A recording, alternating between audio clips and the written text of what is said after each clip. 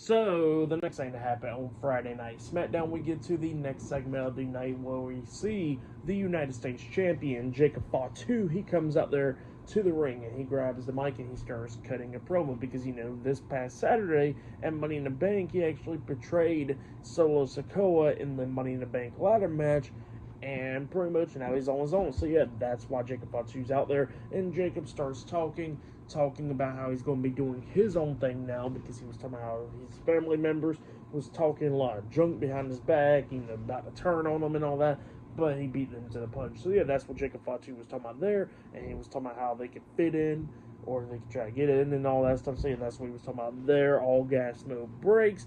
But then all of a sudden he gets interrupted by Solo Sikoa with JC Mateo, and Solo was talking about how he can actually forgive Jacob Fatu for costing him the Money in the Bank ladder match. And he was getting all upset and everything, but then he says that, next week on SmackDown, he's going to be in the middle of the ring, and he wants Jacob Fatu to come out there, and the only way that he will take Jacob Fatu back into the Bloodline is if Jacob says, "I love you, Solo." So yeah, that's what Solo Sikoa says, and that he'll just take Jacob Fatu back after he says those 4 words. But yeah, that's what happens there, and then Jacob Fatu walks out of the ring.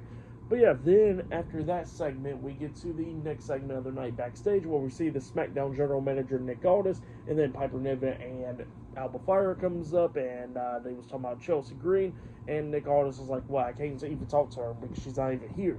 And then Piper Niven has the phone, Chelsea Green's on FaceTime, and Chelsea's in the pool and all that stuff, and then she was trying to get Nick Aldis to postpone her match next week till next week on SmackDown, and then Nick Aldis says that match is not getting postponed because, she's in the qualifying match later on tonight, and he says that Alba Fire is going to be taking her place instead, and Chelsea Green was not happy about that. So it looks like Alba Fire will be taking over Chelsea Green's place in the match later on tonight on SmackDown.